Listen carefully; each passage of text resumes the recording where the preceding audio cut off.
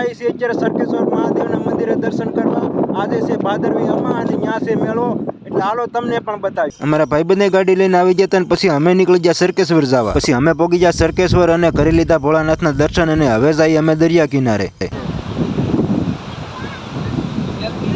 થોડીક વાર દરિયા કિનારે આટા મારીને પછી અમારે જવાનું હતું વરુડી માના મંદિરે. પછી અમે ગાડીઓ લઈને નીકળી ગયા વરુડી માના મંદિરે, જે સરકેશ્વરથી 6 થી 7 કિલોમીટર જ થાય. પછી અમે પહોંચી ગયા વરુડી માના મંદિરે ને હવે કરી લઈએ અમે દર્શન.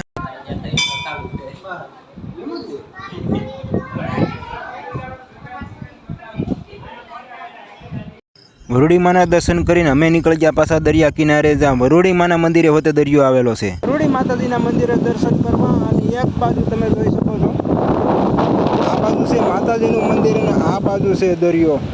સરકેશ્વર મેળામાં ફરી લીધા અને વરુડી માતાજીના પણ દર્શન કરી લીધા. તો આજના મિની વ્લોગમાં બસ એટલું. જય માતાજી અને હવે જઈએ અમે ઘરે.